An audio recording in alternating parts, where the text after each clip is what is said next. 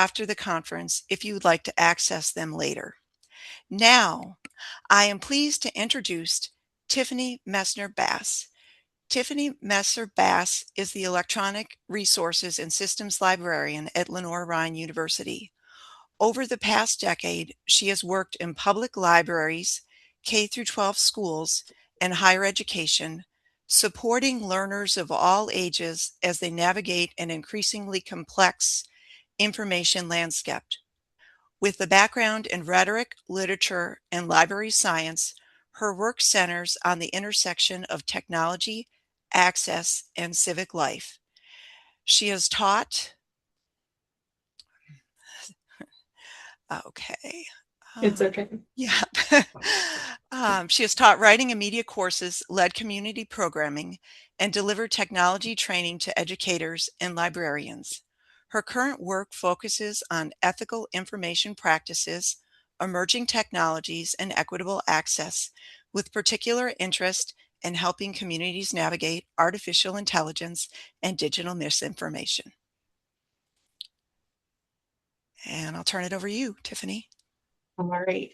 Thank you so much for the wonderful introduction. Hello, everyone. Again, you are in the session Teaching AI Literacy as Civic Literacy. My name is Tiffany Messer-Bass, and I am the e-resources and systems librarian at Lenoir-Rhyne, just down the road here in Hickory.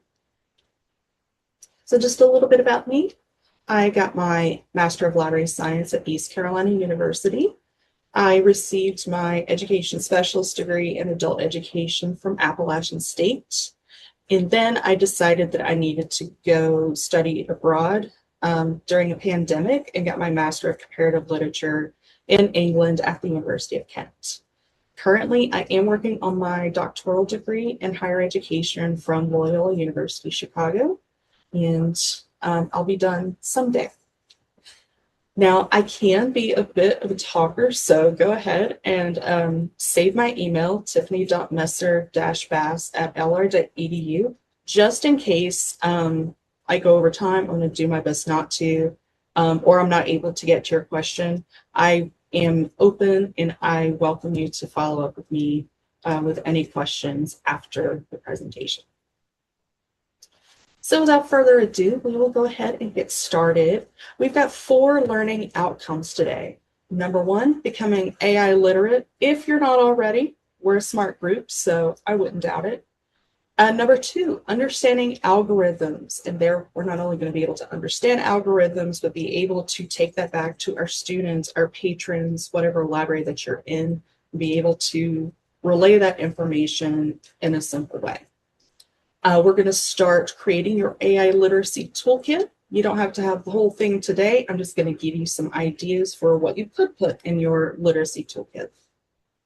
And finally, just some best practices in your workplace, thinking about your own time, how much effort you want to put into AI literacy, and so on. So we'll go ahead and get started. We're going to have 2 keywords that we really go back and forth with today. So my 2 keywords here came from IBM and the National Library of Medicine, both this year. So from IBM, artificial intelligence is technology that, enables computers and machines to simulate human learning, comprehension, problem solving, decision making, creativity, and autonomy. So basically, AI is mimicking our way of learning, our way of doing, and an attempt to educate others. However you feel about that is not really going to be our focus today. People love it, people hate it, and some people are in between. We're really going to cover the ethics of that today, so that you could kind of make your own decisions going forward. Something that I am going to talk quite a bit about today is an algorithm. And I realize that this definition can be very tech heavy. So all I want you to do is think of an algorithm as a set of instructions that is designed to accomplish a task. Think about you're working through a recipe. You've got your ingredients, you're going to follow your steps, and then your output is where you've baked your cake. So algorithms are simply that set of instructions. You take one or more inputs, your cake ingredients, your eggs, your butter, flour, etc. Then you're going to run them through a series of steps. Preheat the oven, mix your ingredients, so on. And your output is going to be the completed cake. So think of it in those simplest terms, and we're going to get along great today. So becoming AI literate, again, you may already be. If not, this is a great refresher, but we're going to focus today on AI and its ability to simulate human tasks. That's how we interact with it day to day ourselves. So think about your library setting. We need to be able to identify that content by interacting with it. We need to learn those patterns and processes and even its way of phrasing things to become fully literate. Then we can spot it easier in the wild and better combat misinformation. Something else that I do here is I teach some of our English courses as well. And simply by spending a little time with AI every day, I have learned what phrases it tends to repeat no matter the subject, how it structures paragraphs and sentences, and if a student turns in AI generated content, I can spot it immediately. So like that comes back to whether you love it or hate it, getting familiar with it and getting to know it is going to serve you well in the future. Now that we know an algorithm is that set of instructions, I want you to take it to the next level. Translate that into a digital space. So in social media, whether you're logging on to Facebook, TikTok, Instagram, that algorithm is collecting parts of your personalities, thinking about content that you like, content that you even dislike, what you maybe want to see more of because you spent more time watching that video on repeat 36 times with that adorable cat more than anything else. And now your algorithm is going to learn your interests and it's going to reflect that content back to you. You're going to see more cat videos. Your ads are going to be weirdly specific. You're going to see suggested groups to join, suggested creators to follow. So when working with AI, think about it this way. It has to be taught how to do its job. It has to be taught how to know you. It has to be taught those tasks in the first place. We have to give it that set of instructions to follow. All right, so I have done quite a bit of research here. So these are just some snippets of some of my research in the past.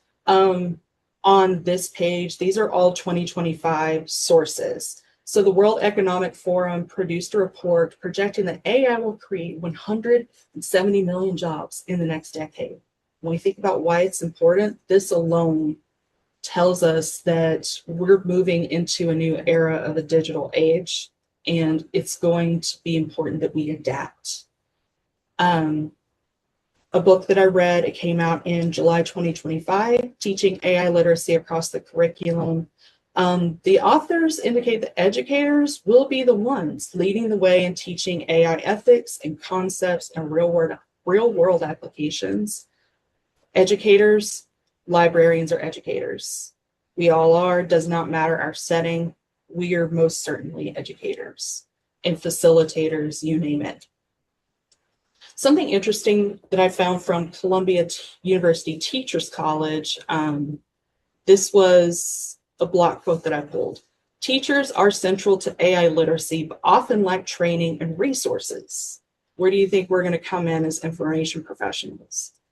Research indicates that collaborative learning communities and mentorship programs have been identified as effective means of facilitating knowledge exchange and skill development among educators.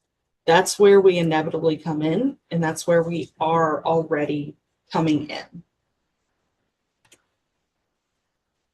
And continuing on with why it's important, librarians, and this is a real date, look it up. We have been champions of literacy since 300 BCE. Think about all of the societal changes that we've been through over these years, including the introduction of the internet. I remember when we would get our internet on a CD in the mailbox.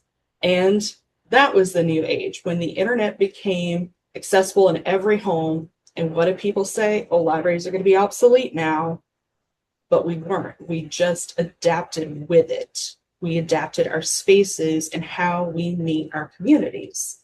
So even through the internet, challenges to democracy and free speech, we're in a new era again, and we're being called to adapt to it. That's how libraries continue to survive.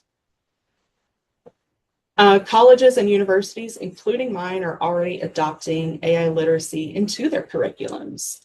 One example was Agnes Scott College. They're, I believe, starting this fall, adding a 3-part AI curriculum as part of a required first-year experience course. Here at Lenore-Rhine, we are going to very soon be introducing 4 micro-credentials that our students can obtain and be credited with by the time they graduate.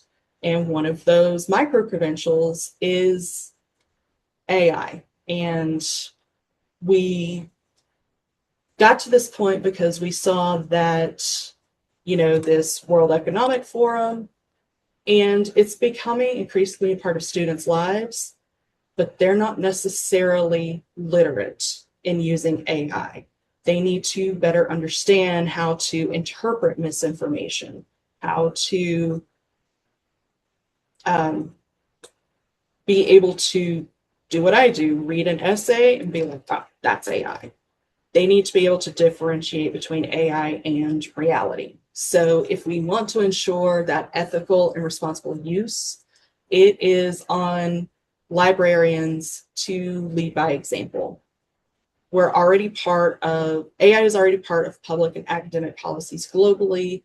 It's only a matter of time before policymakers at every level will be faced with understanding AI to effectively create guidelines for academic and community users.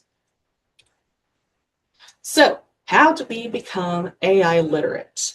If you know me, you know I love free education. So I'm going to show you some free learning opportunities.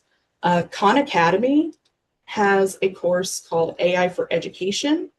And I feel that this translates well to both academic, public, special library communities. It really is a basic intro. And if you're already AI literate, you feel confident in it, it's still worth going through this course because it gets into how to transform learning, ensuring a responsible approach, how to bring that to your classroom.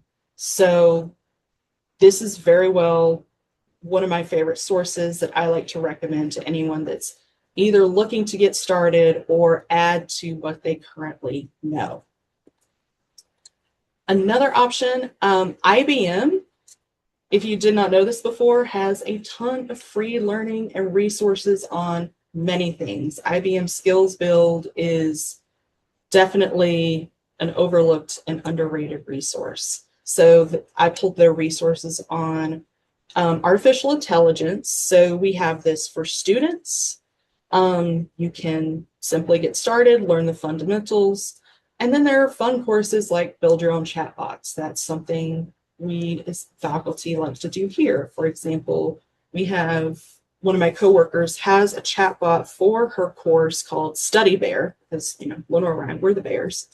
So Study Bear, you're able to take your syllabus and your notes and put that into Study Bear, and it will give you quizzes. It will test you on your knowledge so that you can get the best experience out of your course and out of your study. So we love Study Bear. And there is this course for educators that's teacher resources. Again, I do think that these translate well to other types of libraries, not just academic. IBM has also partnered with edX on free courses as well. And look what we have here, our AI generated chat. Once you start paying attention, you'll notice it's everywhere like that. This is a free course. it's going to try to get you to sign up for a certificate, and this will always display. You don't need to do this. Once you sign up for the course, you can audit it and get all of this information for free. So if you're looking at business and career transformation specifically, you still get these labs, these videos, and the ratings just for auditing the course. So just because it wants you to pay for things, you don't necessarily have to unless you really do want this certification. And that one is going to be through edX.org, and the title is AI for Everyone, Master the Basics.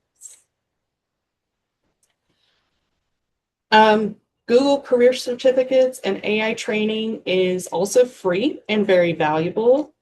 You can go as far as getting the professional certificate, or you can just go through these courses on your own time. Accelerating your job search, AI for small businesses, for students, educators, and again, the essentials if you are just getting started. And finally, I wanted to highlight Coursera.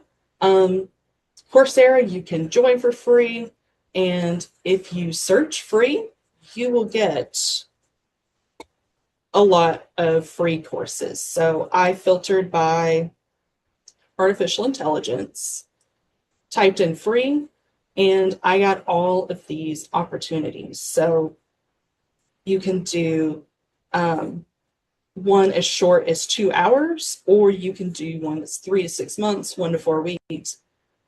It's really dependent upon how much time you'd like to put into it. So I always like to talk about free education at every chance. So this is how you can take this topic and learn about it without it costing you anything. So back to our presentation. So that was our free learning opportunities. My particular method of learning is being hands-on. If I do it, I will remember it forever. I personally spend about 30 minutes a day with AI because it's my interest, it's what I speak on, it's what I do research on. Your mileage may vary. Even 5 minutes a day is still going to take you far. I encourage you to experiment with prompts. Give it tasks to do. Practice looking for errors, especially in images. And we're going to get an opportunity to do this in just a moment. Also, challenge it. Do not be afraid to fact check AI. When we look at ChatGPT today, you're going to see how I fact check ChatGPT. I'm going to ask it for its sources, correct it when it's wrong, and report any errors. So we're going to go ahead and take a look at that, actually. I'm going to start at the top. So first thing I've done is given it a task. I've said, please help me prioritize my 8 to 5 work day, including a 1-hour lunch period from 1 to 2. So this might be my average work day. Send out an email to potential student worker candidates to schedule interviews. Work on May book displays. I need to do 3. Create a new Canvas page for student worker training, now that the whole Canvas hacking hype is over. Number 4, meet with colleagues on student worker training and project meetings. What do my colleagues believe should be part of our new student worker training? What projects do they think students may be able to help them with going into fall 2026? And finally, review our NC Live stats for March and April so that I can present those at our meeting on Wednesday. So first, it has prioritized time-sensitive communication first. So 8 to 8:30, I'm going to send those emails. 8:30 to 9:30, I'm going to review those stats. I'm going to point out any unusual spikes or drops, possible instruction impacts, and so on. 9:30 to 10, prep for training, and so on and so on. So it has it down to the minute. There's my lunch. And then, because afternoon energy is better for hands-on creative tasks, it has put me at 2 to 3:15 to finish up my displays, return to the Canvas training, and then we're wrapping up before going home at 5 o'clock on the dot. So that's one thing, that's one task that you could give it. I also asked it to summarize this article as if I were reading this at a 5th grade level. So, article is basically saying, da, da, da, da, da, what's it about? This is going to be at my level. AI can make up facts, create fake sources. It can find articles, edit writing, and answer research questions. It's broken down the acronym in the title. What does it stand for? Establish purpose, thoroughly explore options, harness the right tool, inspect and verify output, and so on and so on. What's our article's main message? Article's not saying that AI is bad. Instead, it says AI is powerful, so we need to use it carefully and responsibly.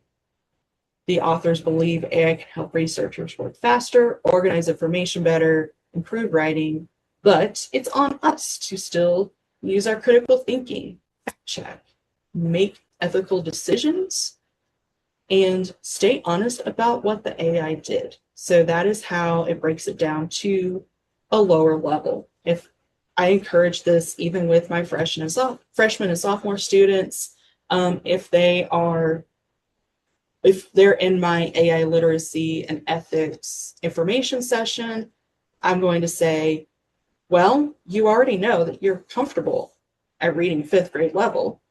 You're more than comfortable. So why don't we ask AI to break your complex article down into these sections, into this level? So we found that helpful, and we worked through it together because I want to be sure that they're using it properly, using it responsibly, and of course, citing their sources. Back to our list, I've also asked it to generate an image of a librarian speaking in front of a classroom of students. So this is where you really need to fact check it, especially on image generation, because why are there 3 students at one desk here? And like, there's just a lot going on around this room, this magnifying glass. It used to be in more places on this. It used to be my favorite scavenger hunt was to find this same magnifying glass. So this is kind of a very basic level of what I do. I love this caricature that it came up with of a librarian wearing glasses and a cardigan and a name tag that says something that kind of looks like librarian. So, sometimes people have 7 fingers or, an extra eyeball. But it's important to really look at images, really pay attention to what you're looking at. And these days, videos and images and other types of media content will have these little mistakes. So kind of put your detective hat on when you look at things now. And the more that you start spotting these things, the more natural it will become. Okay. Then I took this article from Pew Research Center on family caregiving in an aging America. And I've asked, without framing the question like I did with the ethical AI article, now I'm testing its fact-checking and research capabilities. So I had this article in mind, and it came to this paragraph.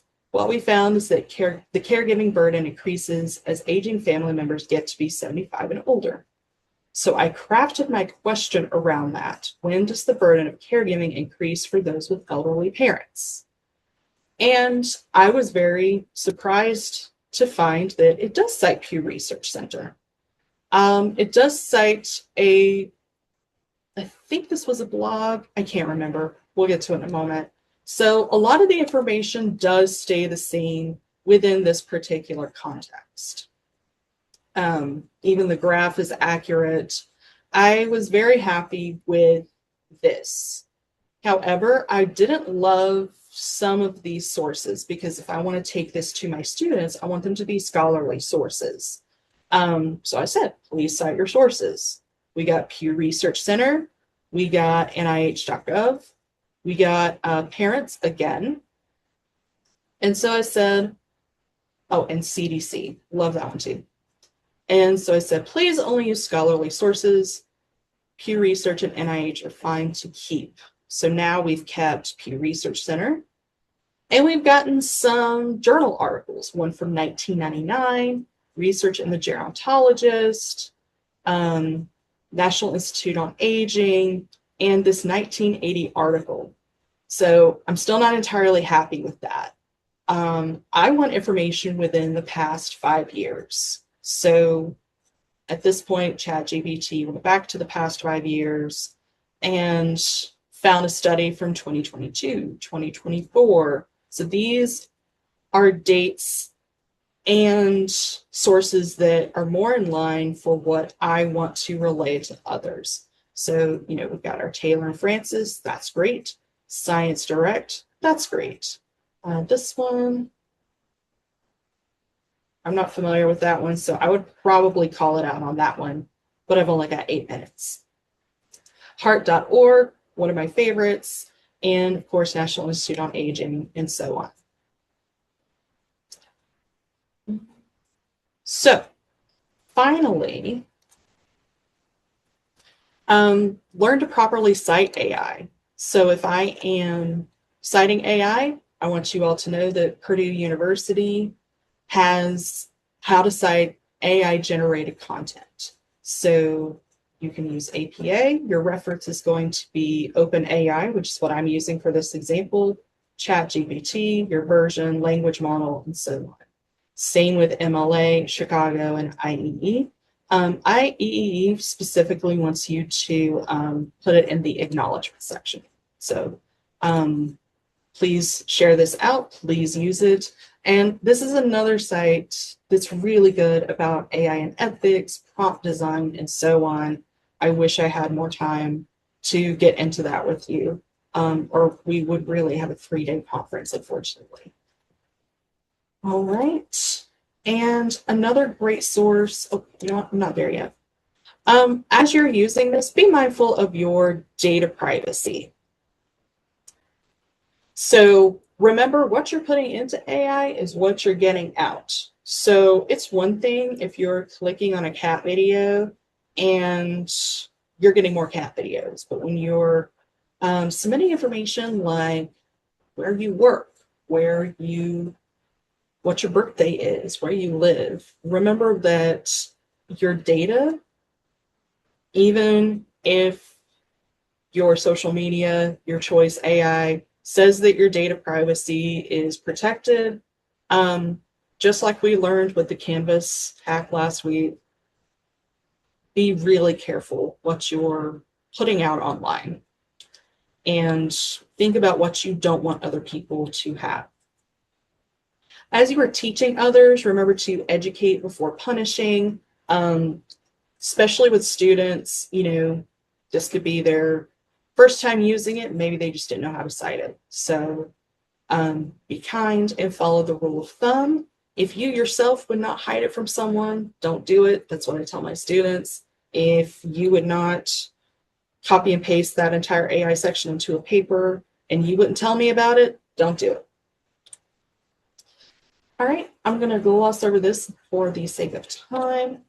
Here are just some examples of algorithmic tasks that I kind of want you to think about. So we've got our social media preferences, using a GPS. You have a start and an end and the steps in between. Advertising, we talked a bit about, finding and understanding resources, even traffic and weather reporting.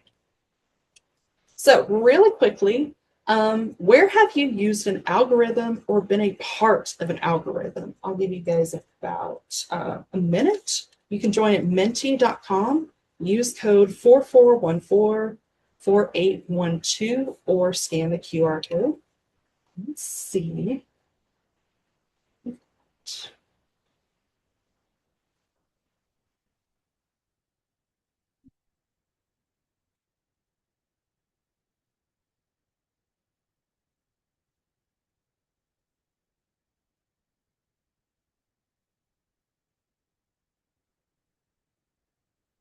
Social media, Facebook, absolutely. TikTok, I'm seeing a lot of social media. YouTube, absolutely.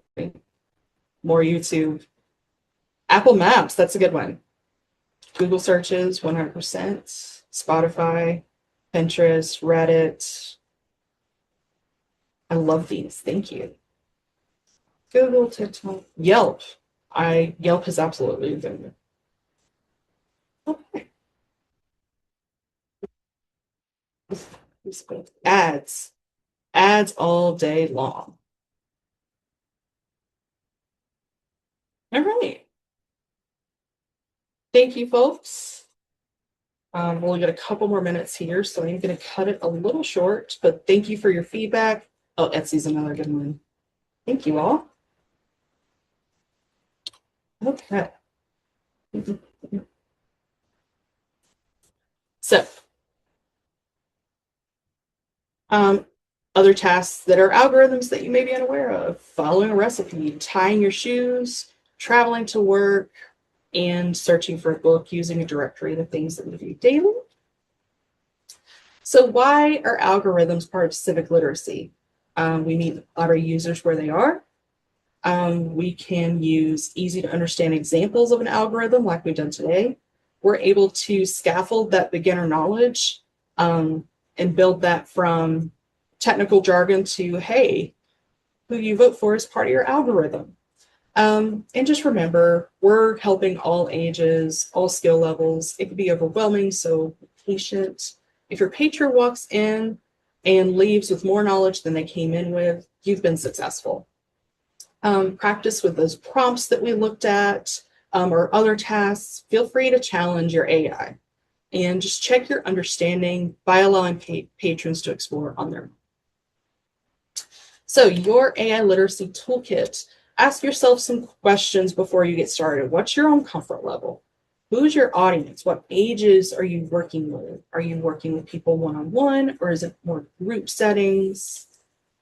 And I want you to take the AI literacy interview questions with you today. So when you're working with a person, ask them, what do you want to accomplish?